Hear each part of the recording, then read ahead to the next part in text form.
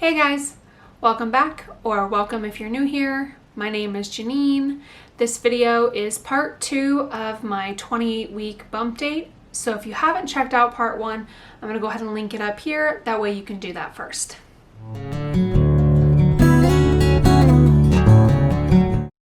Okay, so hopefully you're all caught up now. If not, the Cliff Note version, I'm feeling great. I was feeling fine, just some annoying symptoms of just being pregnant.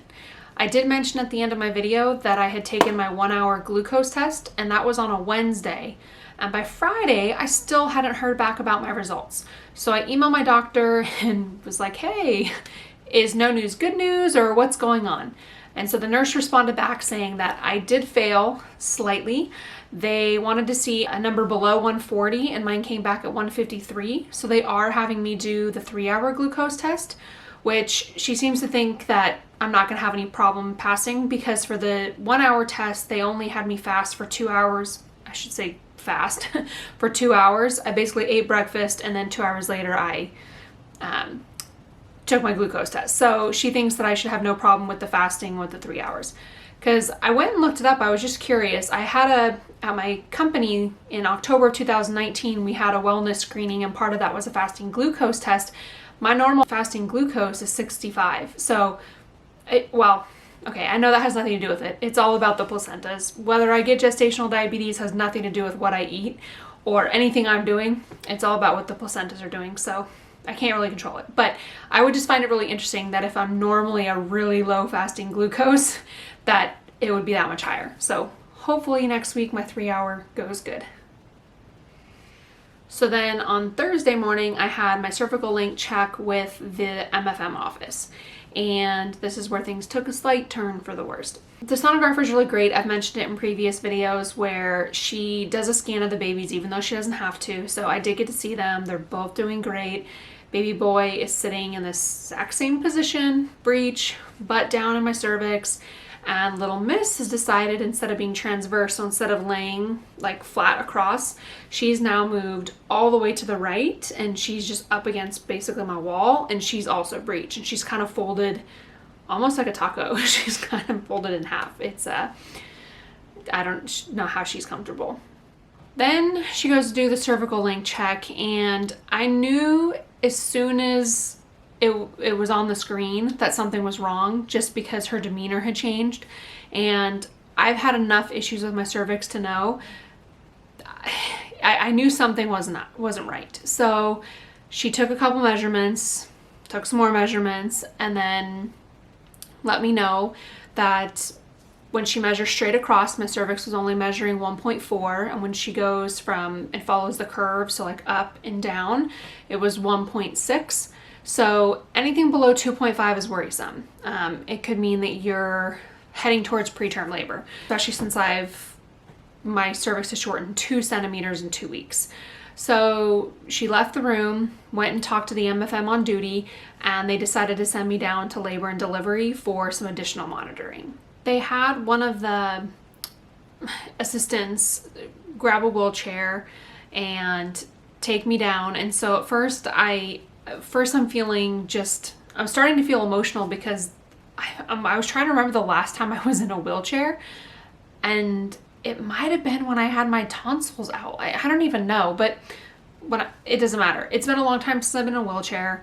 I just was feeling, really overwhelmed that I'm going down to labor and delivery. Then they take you there and you get admitted. So they give you a wristband, and kind of starting to, it's hit me a little more. Okay, they're admitting you to the hospital, and I get assigned a nurse, a labor and delivery nurse. So she takes me into the suite area where they're going to be monitoring me. There's 4 beds there, but I'm the only one there. And then she tells me that I'm going to go ahead and get into a gown, and then she'll start monitoring me.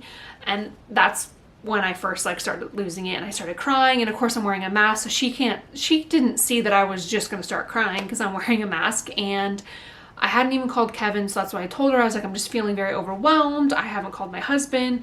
I'm worried something's going on and he's not here. So she, grabbed me she had on gloves, so she grabbed me by the elbow. I think if pre-COVID, she probably would have hugged me. But, in this world we live in now, she grabbed my elbow and was like, let's sit down. I'm going to get you some water, call your husband. You know, we can wait to start the monitoring until he gets here. And so I did that. I called Kevin and we decided that we weren't going to have him come to the hospital at that time. We were going to wait to see how the monitoring went because he was 15-20 minutes away anyways. And by that point, if everything was okay, there wouldn't really need for him to be there, because by the time he got there, got it checked in and admitted as well, my monitoring would be over, and it just didn't seem like we should have him do that. So we're like, let's see what happens. So then I go get changed into the gown. They start monitoring me, and the babies were really cooperative. They weren't moving away from the monitors. They were just like in their spots. She did move the monitors around a couple times to see if she was finding any contractions, and spoiler, no contractions. Which I didn't think I was having them. I would think that I would know if I was experiencing them, but she said there's some people who don't. So I haven't had any pains. I haven't had any cramping. I haven't had any issues. So it was good to know that that I wasn't having any contractions. But they did want me to come back on Friday and get, it's called fetal fibro something. I'll put the text down here once I remember. But basically it's looking for a protein. If the test would come back positive, then there's a good chance that I could go into preterm labor. If it's negative, there's a much better chance that I don't. So that's what they were looking for. So they sent me home, told me just take it easy for the day. I work from home, so it's not like I was going to be doing anything anyways, and it's COVID life these days, so it's not like we're going anywhere. So I did just that. I went home, I finished out my work day, we took it easy, and then Friday I went back and I got the swab, and I waited for them to call me back with the results, and I did get the call that I was negative. So that's good news, because we knew I wasn't having contractions. We knew my cervix was closed, so I'm not dilated, and the protein came back negative. So one thing the sonographer had mentioned at my appointment on Thursday was that it could just be because the little guy has been sitting but down on my cervix for so long that it could be causing trauma, and that's what's causing it to shorten. So they had me keep my appointment in 2 weeks, which had already been scheduled because that's a growth scan. So they'll do both checks that day, and we'll monitor to see how it's doing. And if it has shortened further, we will reassess, and what they'll determine, like, do I need steroids? Like, what am I going to need? Am I going to end up delivering early? Because as of right now, we're planning, to go all the way to 38 weeks. Depending on how my cervix behaves, will determine if I go all the way to 38 weeks. So I'm just hoping that everything is okay.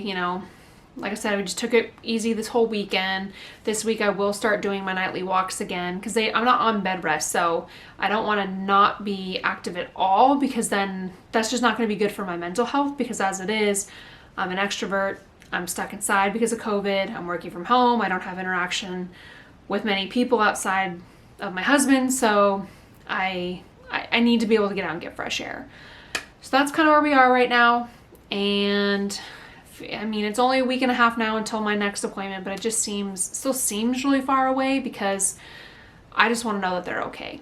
Thank you for sticking around for part 2 of my 28-week update. It was scary in the moment. It was very overwhelming just because Kevin wasn't there. I've had no complications, but I'm in a better mental state now, so we're okay. It's all good. I'll probably do an update at 30 weeks instead of waiting until 32, only because there will probably be more information after the next appointment. And as always, thank you for watching and coming along this journey with me. If you like this video, go ahead and give it a thumbs up and subscribe to my channel for future updates. Thank you for watching.